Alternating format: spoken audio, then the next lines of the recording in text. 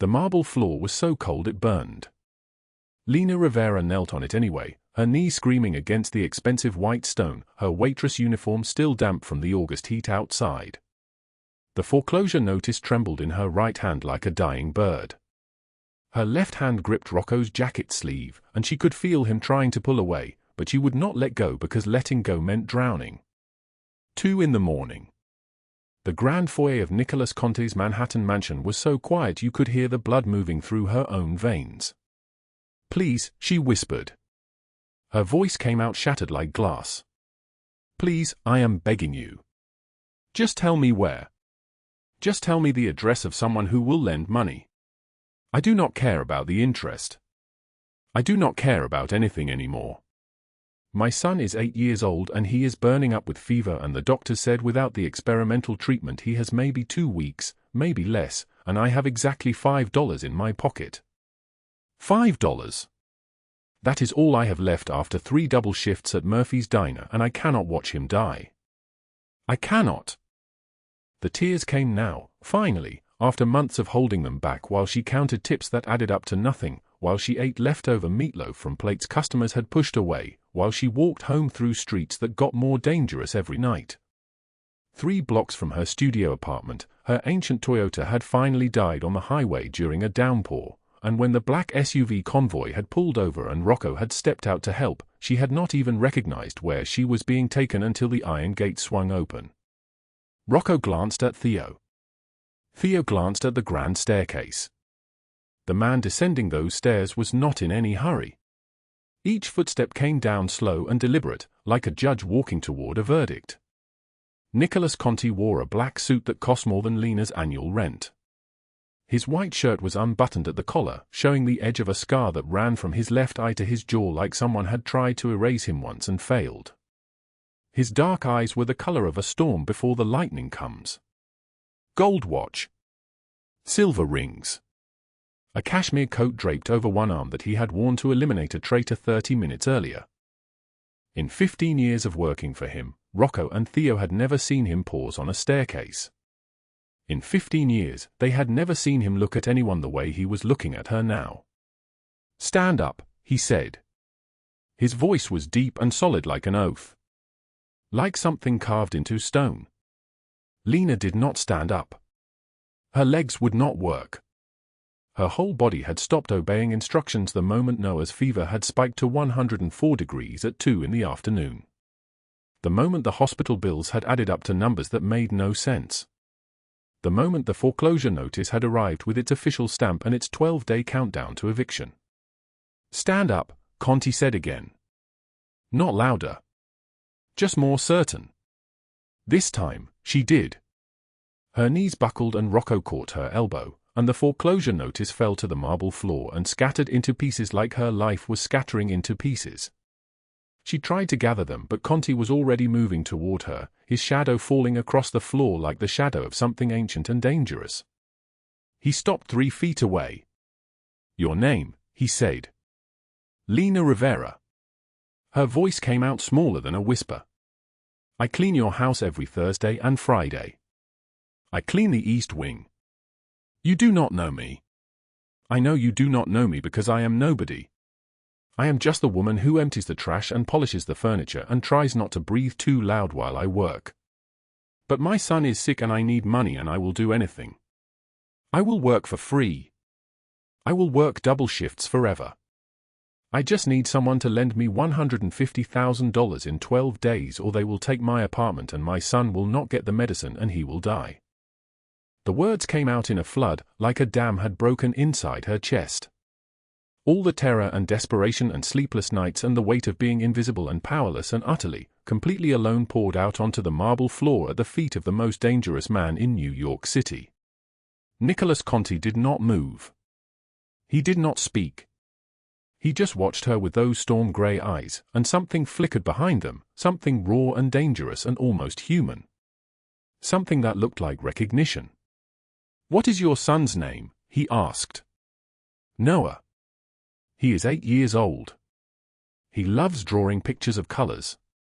He said that colors are for happy days, but he is learning new colors now for sad days because that is what the fever feels like. He said the fever feels like a blue that has no light in it. He is 8 years old and he should not know words for sadness like that. Rocco and Theo exchanged a look they had never seen in each other's eyes before. Conti turned to them without looking away from Lena. "How much money does she have?" he asked. $5, Rocco said quietly. "That is all she has on her." The silence that followed was like the lid of a coffin being sealed. Lena could hear the air conditioning humming somewhere in the walls. She could hear the tick of an expensive clock. She could hear the sound of her own breathing, which did not feel like it belonged to her anymore. "You will tell me," Conti said, still looking at her, "the name of every person who told you that you were nobody. Every boss who stiffed you on tips. Every landlord who sent that notice. Every doctor who implied your son's life was worth less than the money you could not pay. You will tell me every single name." "I do not understand," Lena whispered. "You will," he said. And then he turned to Rocco. "Call Dr. Harmon. Tell him I will be sending him a patient. A boy, 8 years old, named Noah Rivera. Tell him to prepare the treatment immediately.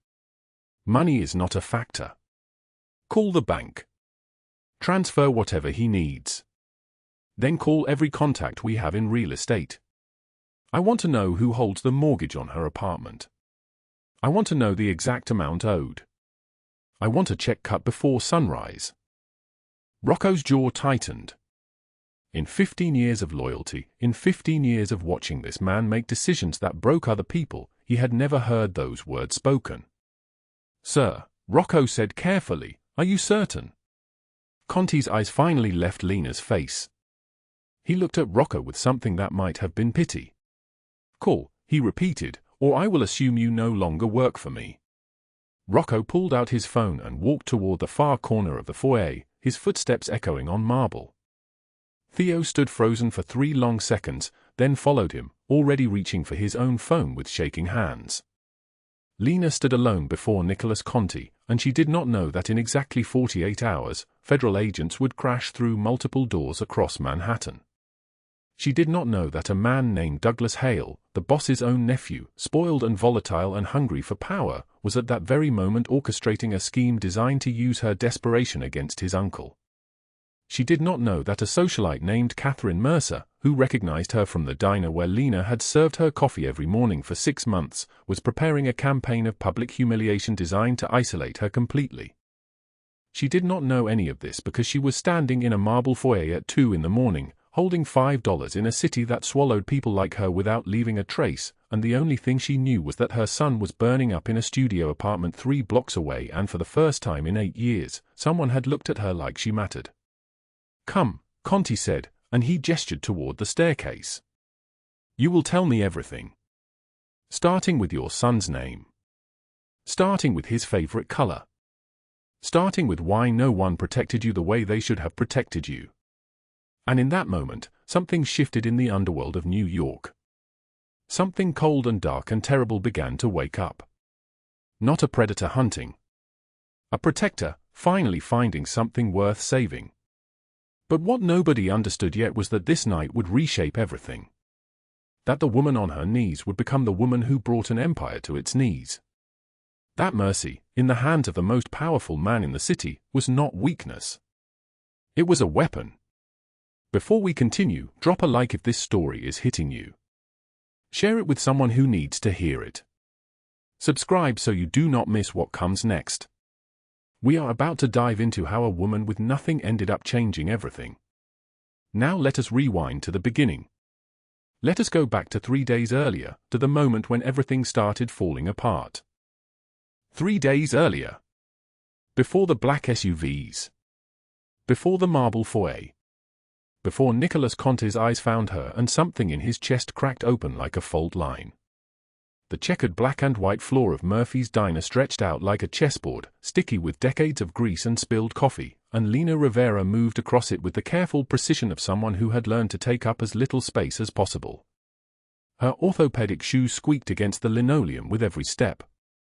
The neon open sign above the door buzzed like a dying wasp, casting a sickly green glow across the empty booths at 3 in the morning. August humidity pressed against the windows. The smell of burnt toast and stale coffee hung in the air like a curse that could not be lifted. She counted the bills from her apron pocket. $5. That was what 6 hours of work had earned her. $5 and the knowledge that her feet would ache for 3 days. The bills went into the front pocket of her jeans, folded twice, next to her phone. The phone buzzed. A text from St. Mary's Hospital, another update about the fever. 103.2 degrees. The notation in their clinical shorthand that meant nothing to them but meant everything to her. It meant her 8-year-old son, Noah, was still burning. It meant the prescription the doctor had written cost $207 and she had $63. Lena wiped down the last booth, her movements mechanical, her mind in a studio apartment in the Bronx 3 subway stops away. Noah would be asleep, probably fitful, probably with the damp cloth she had left on his forehead. The one she had soaked in water from the bathroom tap because they could not afford ice. She had kissed the top of his head before her shift. Told him Mommy would be back soon. He had not opened his eyes. The subway platform at 3:30 in the morning was nearly empty. The fluorescent lights hummed. A man slept on one of the benches, his possessions in 2 plastic bags beside him. Lena stood at the edge of the platform and thought about how easily that could be her. How quickly poverty transformed into homelessness. How thin the line was between a studio apartment and the street. The train came with a roar that made her flinch. She had never gotten used to that sound. 8 years of riding the New York subway system and that metallic shriek still sent her back to another time, another place, when loud noises meant something terrible was about to happen. The studio apartment was silent when she returned. Heat radiated from the window unit, the one luxury she had insisted on when she found this place. $52 a month added to the rent, but Noah needed air conditioning during fever. He could not sweat out an infection in a closed box with no air. He lay on the single bed they shared, a thin cotton sheet twisted around his legs, his small chest rising and falling quickly. She checked his forehead with the back of her hand. Still burning. She replaced the cloth with a fresh one soaked in cold water and sat on the edge of the bed, her hand resting on his shoulder blade. So small. So fragile. So completely dependent on her ability to keep him alive. At 5:30, she opened her laptop and did the math again, the same math she had done 17 times since the hospital visit. The foreclosure notice sat on the table next to her, the creases so worn they were nearly transparent from her reading it over and over. 12 days. The number was written in red pen, underlined twice. 12 days to pay $150,000 or her name would be struck from the deed and she would have nowhere to go. No home. No place to bring Noah when he recovered. And he would recover. She refused to imagine any other outcome. She had $16,000 saved over 4 years of working every hour God allowed. $16,000.63. She had cut the number on the foreclosure notice down by $10,000 through overtime shifts and picking up shifts from other waitresses. She was $90,000 short and the deadline was falling like an axe.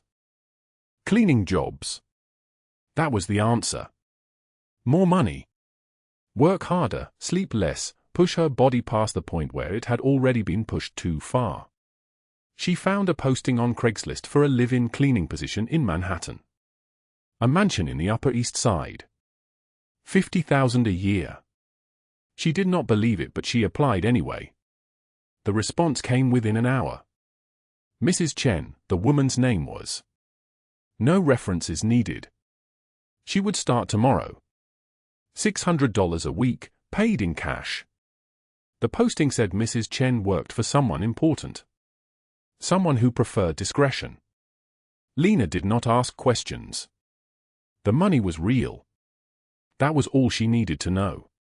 She lay down next to Noah at 6 in the morning and did not sleep. She watched his breathing. Counted the spaces between each exhale and the next inhale. Calculated how many more shifts it would take. How many more nights she would count money and come up short. How many more times she would tell her son that everything would be okay when the walls of their apartment seemed to be closing in and the air felt like it was running out. the heat wave continued into the afternoon. The car, her 2003 Honda Civic, which she had paid $800 for 2 years ago, had begun making a sound like a grinding stone. She had taken it to a mechanic who quoted her $2,200 for repairs she could not afford and could not ignore. She worked the evening shift at the diner, 5 to 11, and then the night shift, 11 to 5. 16 hours on her feet. Another $5 in tips. Another night of watching the clock and counting the hours until she could go home and press her hand against Noah's forehead to confirm he was still alive. The check engine light on the dashboard had been blinking steadily for 3 weeks. Tonight, as she sat in the parking lot of Murphy's Diner at 5 in the morning, exhausted beyond the point of coherent thought, she turned the key and the engine made a sound like something breaking. Like something essential fracturing. The light blinked faster. She turned the key again. The engine coughed. On the third try, it started, barely, the engine running rough and uneven. 12 days. $90,000. One car that might die on the highway. One son with a fever. One foreclosure notice. The August night was so humid it felt like drowning. Distant thunder rolled across the sky from somewhere far away. The air smelled like metal and coming rain. She drove anyway. The car shook on the highway entrance. The engine coughed and sputtered. By the time she reached the middle of the Manhattan Bridge, Lena knew with absolute certainty that the vehicle was dying beneath her. The grinding noise had become a shriek. The dashboard lights flickered. She made it halfway across before the engine gave one final, terrible sound and died. Complete silence. The car coasted to a stop on the shoulder of the bridge, dead weight beneath her trembling hands. Rain began to fall. Not a drizzle. A downpour. The kind of rain that came out of nowhere on humid August nights, turning the world into a portrait of darkness and water. Lena sat in the car with her hazard lights blinking and her phone at 3% battery and no idea how she was going to get to work, much less keep the roof over Noah's head, and realized in that moment that she had reached the end of something. The end of her ability to hold things together alone. She did not know that exactly 1 mile away, a black SUV convoy was moving through Manhattan.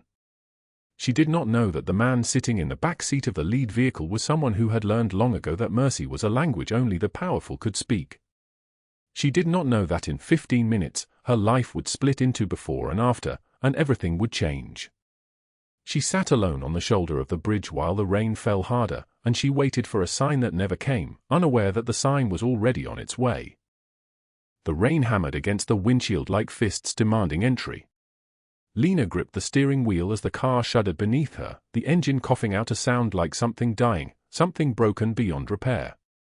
The FDR drive stretched dark and empty before her, and behind her, the Manhattan skyline blurred through sheets of water that the wipers could not keep pace with. Steam rose from under the hood. The dashboard lights flickered once, twice, then went dark. The car coasted to the shoulder and stopped. She sat alone in the sudden silence, rain drumming on the metal roof, and realized she had reached the end of something. The end of luck. The end of holding things together with borrowed strength and the kind of hope that only comes from desperation. Her hands trembled on the wheel. The phone in her pocket showed 3% battery. No money for a tow truck. No money for anything. Just $5 in her wallet and a stack of overdue bills on the kitchen table at home, and Noah lying fevered in their shared studio apartment, burning up with an infection that the hospital could not cure. She did not cry. Her tears had dried up somewhere between the third double shift and the eviction notice taped to her door. She simply sat there, engine dead, future uncertain, and waited for something. Anything. That was when the headlights appeared. 3 black SUVs pulled up behind her in perfect formation, their engines running smooth and quiet like predators at rest. Through the rain-streaked rear window, Lena watched men emerge from the vehicles, moving with the kind of coordinated precision that belonged to people who had trained together, who trusted each other without speaking. They wore dark suits and carried umbrellas, but the umbrella seemed almost laughable, an afterthought. These were not men who worried about getting wet. The knock on her window came with a flashlight beam that made her squint. "Miss, you cannot remain here," a man said through the glass. He was built like a concrete wall, dark hair slicked back, a scar running along his cheekbone. Rocco. That was the name Mrs. Chen had mentioned, the driver who had given her the $2,000 3 days ago. "It is not safe. Open the door, please." Lena's instinct was to refuse, to stumble through some excuse about being fine, about not needing help. But her car was dead and the rain was coming through a rust hole in the floor and her son was sick and she had nowhere else to go. She opened the door. "I do not have money for a tow," she said immediately, her voice barely audible above the storm. "I can walk. I will walk to the subway." "You will do no such thing," a second man said. This one was Lena, with sharp eyes that missed nothing. "Theo." He was already on his phone. "Yes, we need the flatbed at the FDR, mile marker 7. Black sedan." "Yes, that one." "No, do not tow it yet. Just secure it. Our people will contact you." He hung up and nodded to Rocco. "Come. You are soaked through. Our employer insists." They guided her to the middle SUV with surprising gentleness, and she found herself sinking into leather seats that smelled like expensive cologne and old cigar smoke. The interior was warm. Heated.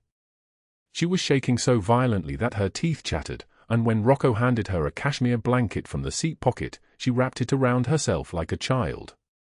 The blanket was softer than anything she owned. It probably cost more than her monthly rent. A voice crackled over the radio, steady and unhurried.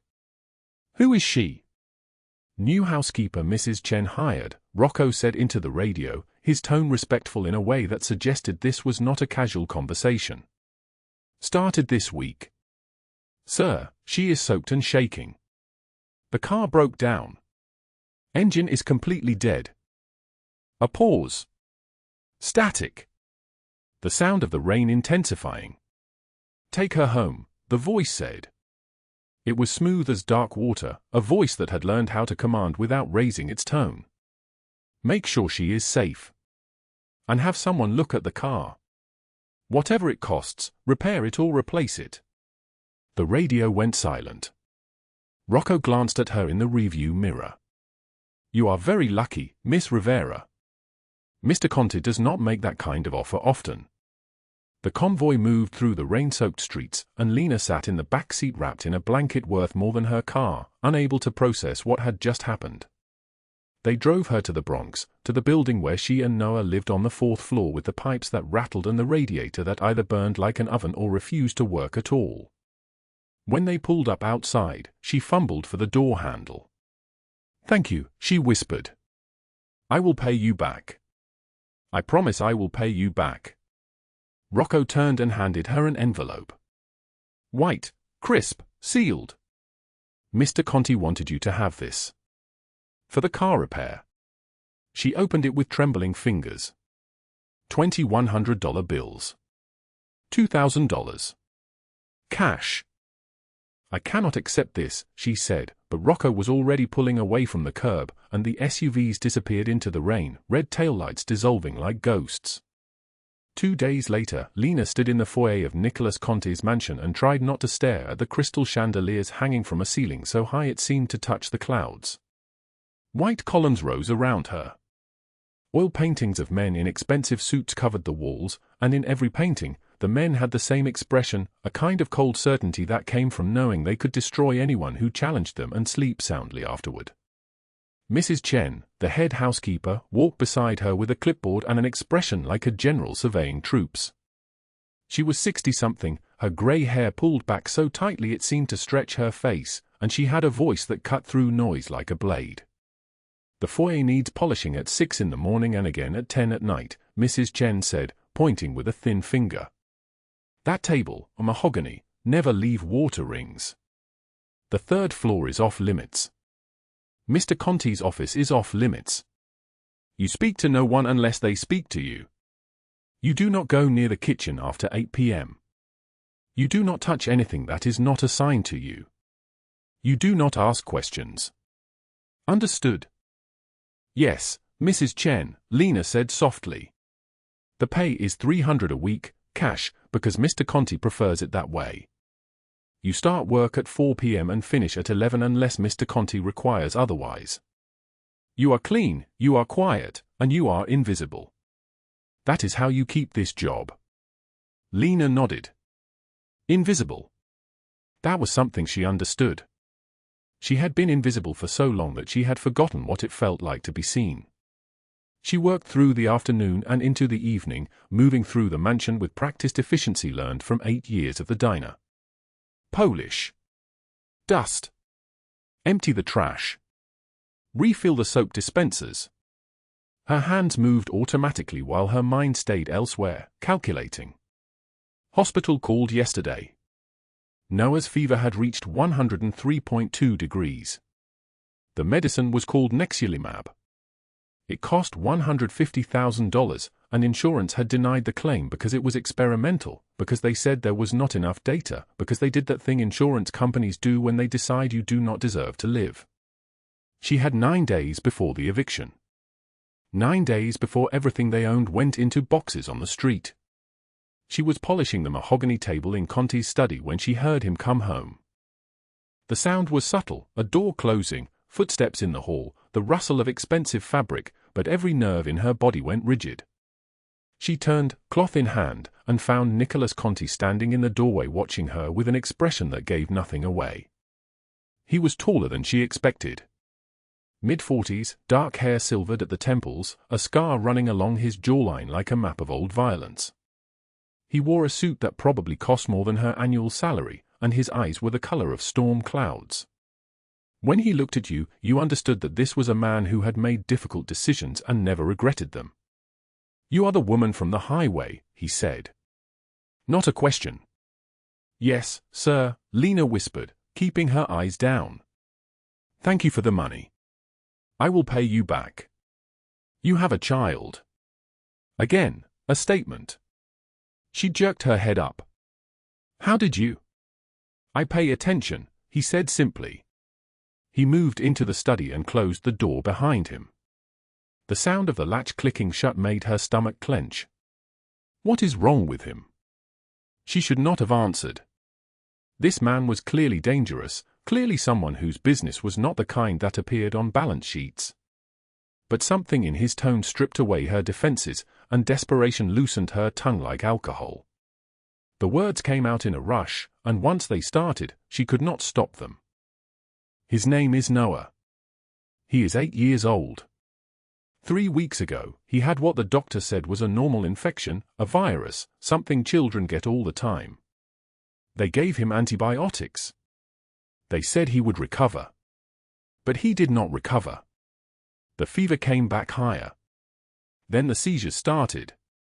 The hospital tried everything, all the standard treatments, the second-line drugs, even some experimental antivirals. Nothing worked. Last week, Dr. Patterson told me about a new drug. Nexilimab. It has an 85% success rate in children with his diagnosis. There is a clinical trial, and Noah qualified, but the hospital where they do the trials wants $300,000 upfront for the treatment. She paused, her voice cracking. The drug itself costs $150,000. I have $2,005. I have 9 days before they take the apartment. I have no idea how I am supposed to save him. Conti listened without interrupting. When she finished, he asked a question that made her blood run cold. "The scars on your wrist. Where did they come from?" She pulled her sleeve down instinctively, covering the raised lines that ran from her wrist to her elbow. An accident, she had told everyone. A fall when she was young. A stupid mistake. Never the truth, never the part about the man who said he loved her and then decided love meant control, control meant pain, and pain was just another way of saying forever. An accident, she said. His eyes narrowed. He knew a lie when he heard one. But he did not push. "You should not be working tonight," he said instead. "Go home to your son. Be with him." "I need the hours, sir. I cannot afford." It was not a suggestion. Rocco appeared in the doorway as if he had been summoned by thought alone. "So, drive Mrs. Rivera home," Conti said. "Make sure the boy has whatever he needs. Medicine, food, anything. Send the bill to me." Lena stared at him. "Why would you help me? I am nobody. I am just—" "Nobody is nobody," Conti said quietly. He was looking at her, really looking at her, and for a moment his expression shifted into something raw. Something human. Everyone is somebody to someone. And the people who hurt you believed you were nobody. That belief needs to be corrected. She did not understand what he meant. She only knew that something inside her broke open just a little, and for the first time in years, she felt something that might have been hope. What she did not know was that Douglas Hale had been watching the mansion from the street below, had seen Conti's car return, and had already begun calculating how to use her desperation as a weapon against his uncle. 2 days later, the August heat hung over the hospital parking lot like a curse that could not be lifted. Lena pushed through the glass doors at 4 in the afternoon, her scrubs damp with sweat, her phone buzzing with a message from the pediatric ward. Noah's fever had spiked to 103.8. She had taken a double shift at the hospital cleaning service to pay for the extra antibiotics, and her legs moved like they belonged to someone else, someone hollowed out from the inside. The silver Mercedes pulled up before she reached the corner. It was impossible to miss.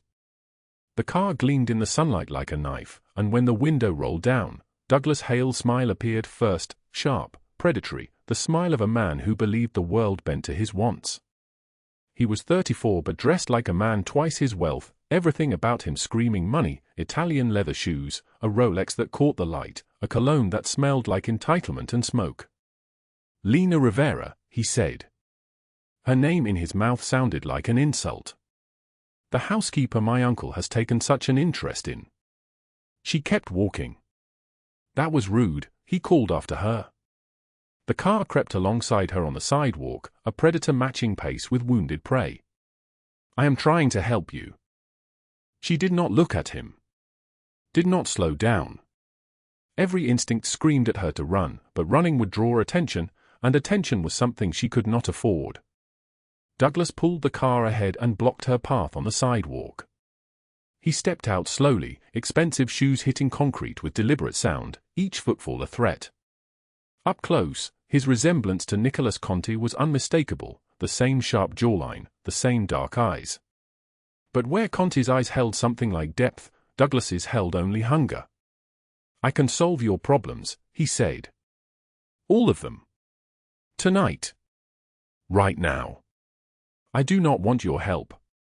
You are not listening." He moved closer. His hand came out and gripped her arm just above the elbow, not hard enough to bruise visibly, but hard enough that she felt the warning in it. "I can give you $150,000. Cash. Today. Everything you need to save your apartment, pay for Noah's surgery, make it all go away." She jerked her arm free. "I do not know anything about your uncle's business." "No," Douglas said. "But you will tell me. Because I am going to ask very nicely."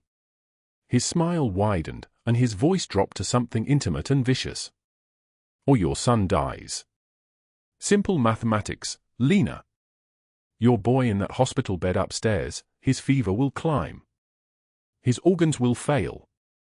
He will be gone in 48 hours without the treatment your insurance will not cover. I can let that happen, or I can make it not happen. All you have to do is tell me when my uncle sleeps, where he sleeps, who he trusts, what his schedule looks like, and $150,000 is yours." She could not breathe. The parking lot tilted sideways. "I will be back tomorrow," he said, releasing her. "Make the right choice. Because the wrong choice cost your son his life." He returned to the Mercedes and drove away, leaving her standing on the concrete in the August heat, her hands shaking, her mind breaking into pieces. That same evening, as the sun collapsed into the western horizon and humidity wrapped around the city like a burial shroud, Lena returned to the Conti mansion for her shift. The service entrance was quiet. Mrs. Chen, the household manager, stood waiting with an expression like she had swallowed broken glass. "Lena," Mrs. Chen said. Her voice trembled. "I am so sorry. I did not have a choice. Miss Mercer, Catherine Mercer, she called this morning. She has influence with the family. Very high connections. She told me to let you go. To let you go today." On the ground beside Mrs. Chen sat a black garbage bag. Lena's belongings were inside it. Her spare uniform, the book she had been reading during lunch breaks, the photograph of Noah when he was 3 years old, his gap-toothed smile frozen forever in time. "What did she say?" Lena's voice did not sound like her own voice. "That you were using the young master's kindness. That you were inappropriate. That you were spreading lies about the family." Mrs. Chen's eyes glistened. "I know it is not true. But I have worked here 30 years. I cannot afford to lose my position. I am so sorry." Lena picked up the garbage bag. It weighed almost nothing. Her entire life weighed almost nothing. The East River at midnight was black and indifferent. The August heat pressed against Lena's skin like a wet blanket, suffocating, inescapable. She stood at the railing where the Hudson met Manhattan, where the water reflected the lights of the bridges but showed nothing of its own depths. Distant thunder rumbled across the sky though no rain fell, just the promise of storm, the threat of worse things coming. Her phone buzzed. The hospital. Noah's fever was 104.1 degrees. The message asked if she could authorize another round of stronger antibiotics. She could not. Could not afford it. Could not afford anything anymore. The crumpled foreclosure notice was in her pocket. She had memorized the numbers by now. $2,215 left in her account. 12 days until the apartment was gone. The final eviction notice had arrived 3 days ago, stamped with the weight of bureaucratic finality. What kind of mother cannot save her child? Her hands gripped the metal railing. It was cold despite the August heat, and the coldness felt like mercy. The black water below moved with its own current, indifferent to the fact that a person might disappear into it. A person, a mother, a woman who had fought for 5 years and lost. The water would not judge her. The water did not care. She climbed onto the first rung of the railing. Her phone buzzed again. Not the hospital this time. An unknown number. A text message that read, "Your son will live. The debt is handled. Trust me. NC?" She stared at the screen. It had to be a mistake. A cruel joke someone was playing. But her hands, trembling like a candle in wind, climbed down from the railing anyway. She sat on the concrete, still gripping her phone, and read the message 17 times, each time certain it would vanish. It did not vanish. At exactly 5:16 a.m. on a Thursday morning, 12 FBI agents in tactical gear breached the door of Douglas Hale's penthouse apartment on the 42nd floor of a Manhattan high-rise. They moved through the darkened rooms like ghosts, weapons raised, footsteps silent on expensive Italian marble. The lead agent, a woman named Morrison with silver hair and eyes that had seen every cruelty the world could offer, did not hesitate. Douglas Hale woke to flashlights and shouted commands.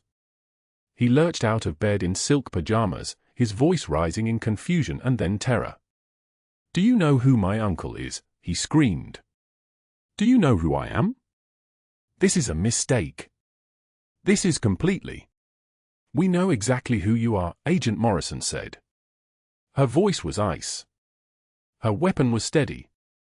"Douglas Hale, you are under arrest for extortion, racketeering, and assault. 40 counts. You have the right to remain silent. Anything you say can and will be used against you in a court of law." He collapsed to his knees. His entire body began to tremble. When he spoke, his voice was barely a whisper, the voice of a child who had just learned that the world had consequences. "I can give you names," he said. "I can give you everything. Please. Please, I have money, I have connections, I can." "Too late," Morrison said. "We already have everything. They led him away in handcuffs while the dawn broke across Manhattan like a judgment. 28 minutes later, at 6:15 a.m., Catherine Mercer was arrested at her Fifth Avenue penthouse. She was in the middle of her morning yoga practice, her body arranged in perfect downward dog, when federal agents entered her bedroom. Her face went white. Her voice, when it came, was shrill with disbelief. "This is absurd," she said.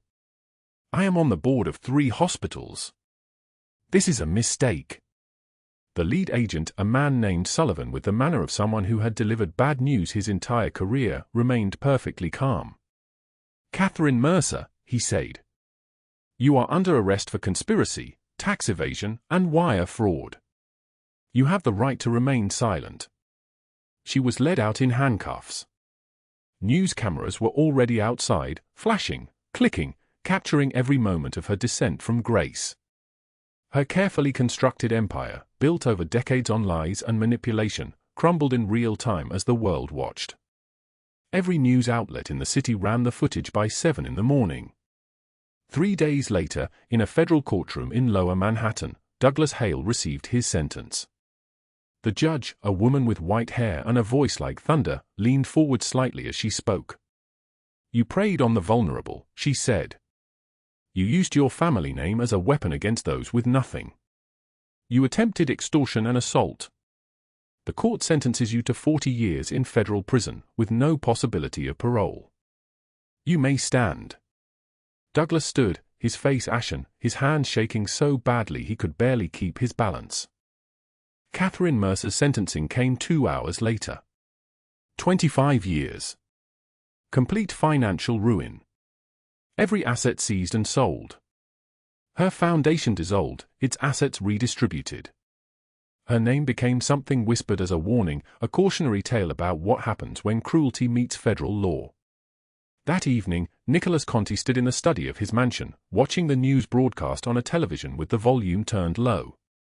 Images of Douglas leaving the courthouse in an orange jumpsuit. Images of Catherine in handcuffs. Images of their empires collapsing like card houses in wind. Rocco stood beside him, his scarred hands folded against his chest.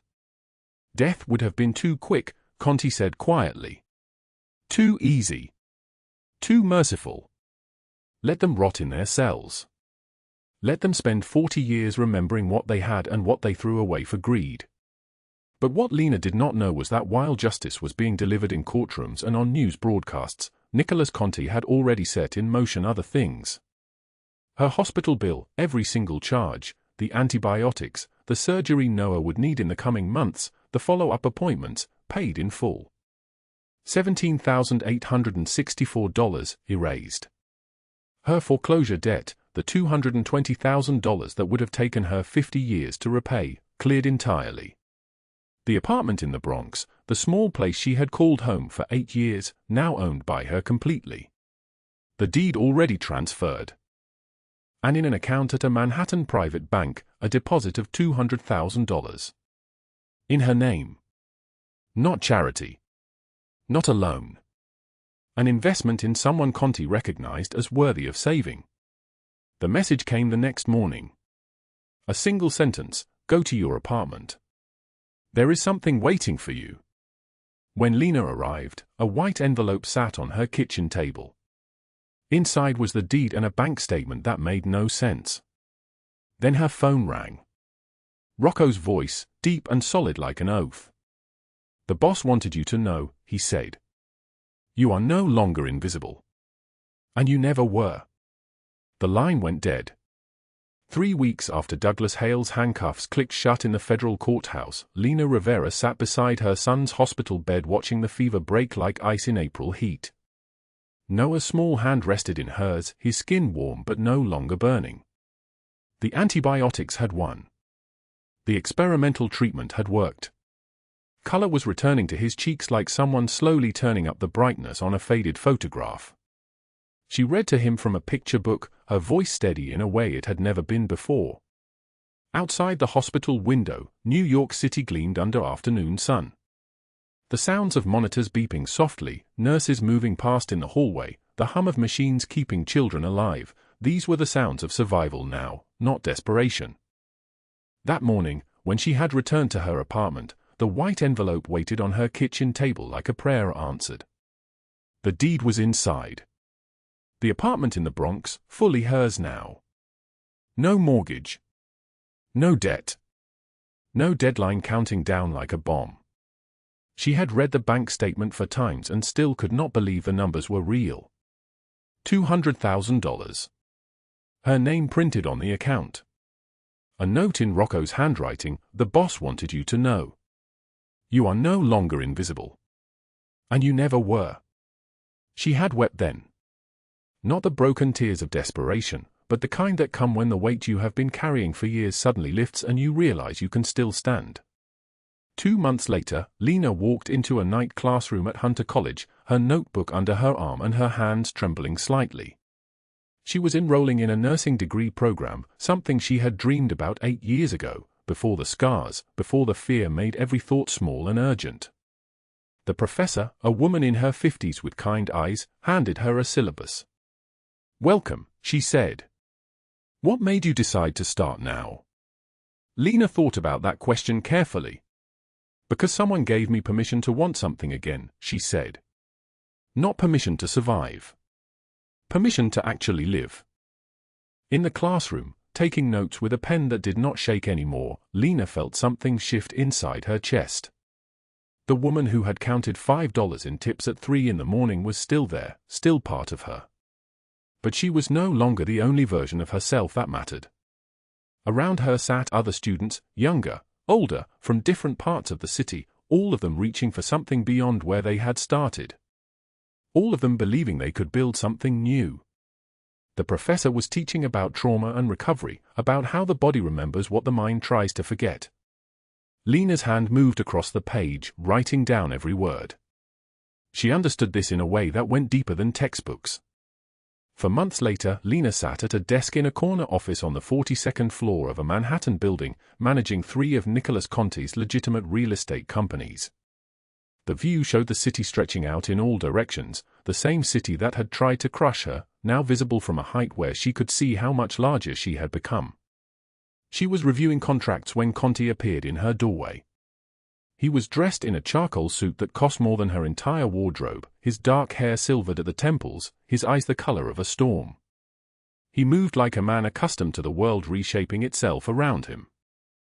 "You have rebuilt yourself," he said, not as a question but as an observation. Lena looked up from her desk. "I had help," she replied, her voice steady.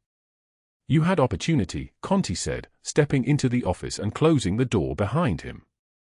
The city noise muffled instantly. "You did the work." There was something between them then, an understanding that needed no explanation. 2 people who had survived their separate hells and emerged changed by the experience. She had watched him on the news, seen the empire shifting toward legitimacy.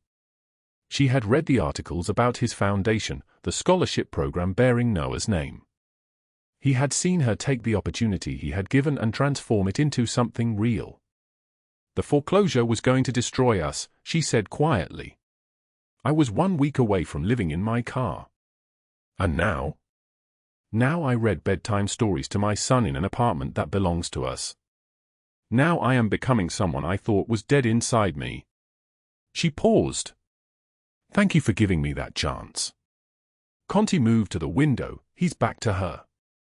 "My brother betrayed me 15 years ago," he said. His voice was like thunder, low and constant. "I had to choose between mercy and survival. I chose survival and it made me powerful, but it also made me alone." He turned to face her. "You reminded me something I had forgotten. Mercy is not weakness. It is the hardest choice the powerful can make." Lena rose from her desk and stood before him, no longer small, no longer begging. "You gave me a chance when no one else would. That was not mercy. That was seeing someone's worth." "I see your worth, Lena." He stepped closer, and the space between them seemed to narrow. "I have seen it since the night you begged for your son's life on that highway. And I am asking, not commanding, if you will stand beside me. Not as someone I saved. Not as someone in my debt. As someone who chose to stay." Lena's answer came not from fear or gratitude but from choice. Yes, she said. 1 year later, Lena stood in Murphy's diner at 3 in the morning, watching a young woman count $5 in tips with the same desperate precision she had once used. The fluorescent lights hummed like they always did. The coffee machine hissed. The city outside moved through its endless night. Lena walked to the woman's station and placed cash on the counter, enough to cover a week of medicine for a sick child, enough to keep the foreclosure notice from arriving. "I cannot take this," the woman said, her voice trembling like a candle in wind. "Someone helped me once," Lena said quietly. "When I was right where you are. Now I help you." She left before the woman could ask questions, before the gratitude could become complicated. Behind her, she heard the soft sound of crying, not broken crying, but the kind that comes when you realize you are not invisible anymore. Douglas Hale was 7 years into a 40-year sentence in a federal prison, sitting in a cell that would likely be his grave. His phone calls went unanswered. His lawyers had stopped coming. He was forgotten by everyone except the men he had wronged, and they had already moved on to newer enemies. Catherine Mercer occupied a cell in a minimum security facility, her name carrying no weight anymore. The socialite circles that had once revolved around her had closed their doors. Her accounts were frozen. Her reputation was dust. Nicholas Conti's empire had transformed. Less blood, more strategy. More legitimacy, more foundation work, more schools and scholarships bearing the names of people he had helped. And beside him, managing 3 of his companies, writing her own story, stood a woman who understood that power without mercy is just cruelty with organization. Sometimes the most dangerous thing you can do is show mercy to the desperate, because they might just remind you that you were desperate once too. And sometimes miracles do not come from the places you expect them to arrive from. They come from a mafia boss who chose to see a woman's worth when she was on her knees. They come from one person deciding that someone else's child matters enough to save. After the rain, the sky clears. And sometimes miracles come from the most unexpected places. If this story moved your heart, drop a like right now. Share it with someone who needs to believe in second chances. Subscribe because tomorrow we bring you another story of power, redemption, and love from the shadows. Comment below, do you believe mercy is a weakness or the ultimate power move? Let us know what you think. This was the story of Lena Rivera and Nicholas Conti. Thank you for watching. We will see you again in the next video.